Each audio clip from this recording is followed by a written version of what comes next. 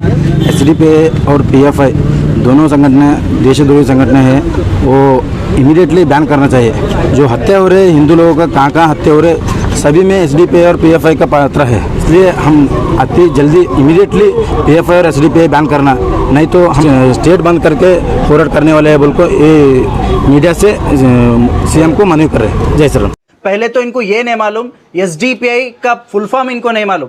कोई Chinese app नहीं है, एसडीपीआई एक पॉलिटिकल पार्टी है। आज एसडीपीआई मुसलमानों की, दलितों की, ओबीसीज की, सबकी आवाज बनकर काम कर रही है, इसीलिए इनके पेट में दर्द हो रहा है। तो हमें इनके बातों से, इनके बयानों से, इनके नारों से कुछ फर्क नहीं पड़ने वाला। देखिए, सबसे पहले तो आज सुबह जो प्रोटेस्ट हुआ है गुलबर्गा में, वो प्रोटेस्ट ये लगता है कि टोटली एक फैब्रिकेटेड ये डिमांड्स लेकर यहाँ पर आए हैं। देखिए, जो श्री राम सेने, इनसे हमारे को एसडीपीआई को हो या फिर दूसरे जितने भी मुस्लिम संगठन हैं, उनको कुछ भी फ़र्क नहीं पड़ता। ये जो श्री राम सेने हैं, ये खुद एक सबसे बड़े आतंकवादी हैं। ये दूसरों को पर आतंकवादी का ये तोहमत लगा रहे हैं, एहतजाज में आतंकवादी संगठन कह रहे हैं। पहले तो इनको ये नहीं मालूम, एसडीपीआई का फुल फॉर्म इनको नहीं मालूम। Social democratic party of India, it is a political party, it is not a organization. ये लोग संगठन बोलकर एसडीपीआई को बैन करने की बात कर रहे हैं।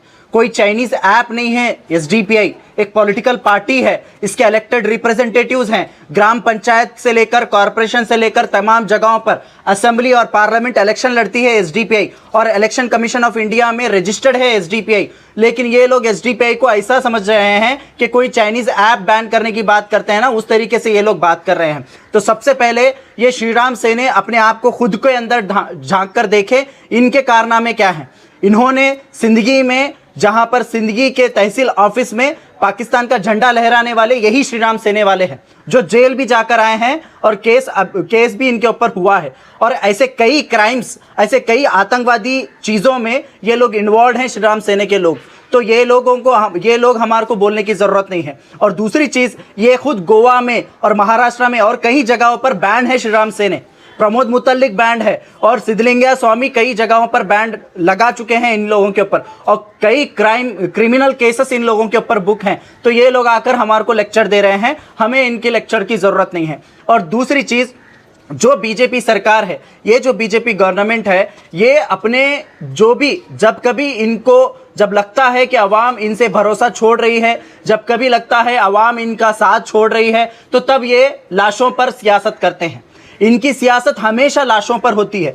आप देखिए, तमाम जगहों पर सिर्फ लाशों के ऊपर सियासत करते हैं। सुसाइड अगर होता है तो उस पर भी ये लोग सियासत करते हैं। कोई मर्डर होता है उस पर भी ये लोग सियासत करते हैं। कोई नेचुरल डेथ होती है उस पर भी ये लोग सियासत करते हैं। इनकी तारीख है, जब से 2014 से पहले से हम देखते आ रहे हैं कि इनकी तारीख है ये करने का, इनका एक ये मंशा है। क्योंकि अब कर्नाटका में बसवराज बोम्मई सरकार जो है, ये टोटली फेलियर हो चुकी है, इसीलिए ये लोग इस तरीके से कह रहे हैं।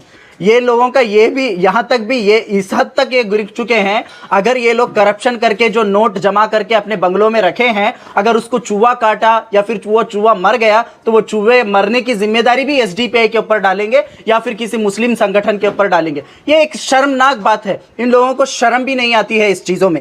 मैं एक चीज़ यहाँ पर बताना चाहता हूँ, हाल ही में अशोक पुजारी जो अभी भी जिंदा है, उसकी लिस्ट, उसको डेड लिस्ट में डाला गया। उसको ये बताया गया कि ये मुसलमानों ने या फिर एसडीपीआई या फिर कोई मुस्लिम संगठन या पीएफआई ने इनको मारा है। ये शोभा करंदलाजे एक मेंबर ऑफ पार्लियामेंट होते हुए एक ऐसी घटिया हरकत की है कि उन्होंने अपनी लिस्ट में ये नाम डाला, अशोक पुजारी जो अभी भी जिंदा है उसको मरा हुआ बताया है इन्होंने। उसके बाद एक सुसाइड केस, राजू मडिकेरी जो कंस्ट्रक्शन बिल्डिंग पर चढ़कर कंस्ट्रक्शन का काम कर रहा था, उस वक्त वो गिर गया तो उसको भी मर्डर बताया इन्होंने, उसको भी मुसलमानों के ऊपर थोपने की कोशिश की। उसके बाद मंजुनाथ जो शिवमोगा में 2015 में जिसका मर्डर हुआ था, खुद उसकी वाइफ ने उसका मर्डर किया था, खुद सुप्रीडेंट ऑफ पुलिस और पुलिस डिपार्टमेंट ने ये क्लियर किया था। उस वक्त भी ये लोगों ने एसडीपीआई और दूसरे संगठनों के नाम डालने की कोशिश की। उसके बाद कार्तिक राज जो मंगलूर के अंदर मर्डर हुआ था, उसके बारे में भी मुसलमानों के ऊपर डालने की कोशिश की। कौन पकड़े गया, कौन अरेस्ट हुआ? खुद के रिश्तेदार अरेस्ट हुए। उसके बाद मसूद का मर्डर हुआ, मसूद के मर्डर में 8 आरएसएस के लोग पकड़े गए। बजरंग दल के लोग पकड़े गए जब इनका मुंह नहीं खुला, जब सीएम बोम्मई बात नहीं किए, जब सीएम बोम्मई एक्शन लेने की बात नहीं किए। दिनेश कन्याड़ी दलित लीडर का मर्डर हुआ, बीजेपी के लीडर अरेस्टेड हैं, लेकिन उसके बावजूद भी इनका मुंह नहीं खुला। अब परसों जो फाजिल का जो मर्डर हुआ सूरतकल में, उसमें कौन पकड़े गए? आरएसएस और बजरंग दल के लोग पकड़े गए, लेकिन उसके बाद इन लोगों का मुंह नहीं खुलता। आरएसएस को बैन करने के बारे में, बजरंग दल को बैन करने के बारे में, श्री राम सेना को बैन करने के बारे में। तो ये इनकी एक दोहरी, एक नीच पॉलिटिक्स है। इसीलिए ऐसी नीच पॉलिटिक्स का एक पर्दाफाश करने का नाम है social democratic party of India. आज एसडीपीआई मुसलमानों की, दलितों की, ओबीसीज की, सबकी आवाज बनकर काम कर रही है। इसीलिए इनके पेट में दर्द हो रहा है, इनके पेट में दर्द हो रहा है, इनके वोट चले जा रहे हैं। अब आज एसडीपीआई के साथ दलित, मुसलमान सब लोग एकजुट होकर हमारा साथ दे रहे हैं। एसडीपीआई एक रियल अल्टरनेटिव का काम कर रही है, इसीलिए इन लोगों को डर और खौफ है, इसीलिए ये लोग ये सब कर रहे हैं। तो हमें इनके बातों से, इनके बयानों से, इनके नारों से कुछ फर्क नहीं पड़ने वाला, कुछ भी फर्क पड़ने वाला नहीं है। और आने वाले असेंबली इलेक्शन में हम मुंह तोड़ जवाब बीजेपी को देने वाले हैं।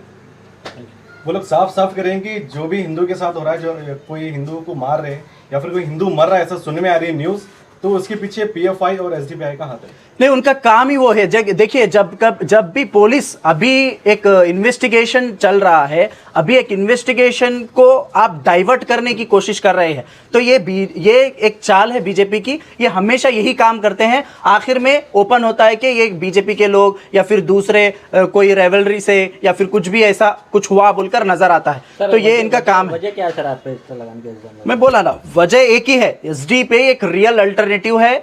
आज कांग्रेस ईडी की ऑफिस में बैठी हुई है, आज दूसरे दीगर पॉलिटिकल पार्टीज को खमाया जा रहा है, उनके फाइल्स ओपन किए जा रहे हैं, लेकिन एसडीपीआई की फाइल कोई ओपन नहीं कर सकता और ना ही कोई एसडीपीआई की फाइल है। इसीलिए वो हमारे को ऐसी चीजों से डराने की कोशिश कर रहे हैं, लेकिन हम लोग डरने वाले नहीं हैं। हम लोग संवैधानिक अधिकारियों के साथ लड़ने वाले हैं। एक लास्ट सुबह जो राम सेना मेंबर्स का जो स्टेटमेंट आया है, उनको क्या कहना चाहेंगे आप? उनको यही कहना चाहूंगा, खुद तो उनको पॉलिटिकल अवेयरनेस नहीं है और साथ ही साथ एसडीपीआई के बारे में उनको मालूम नहीं है।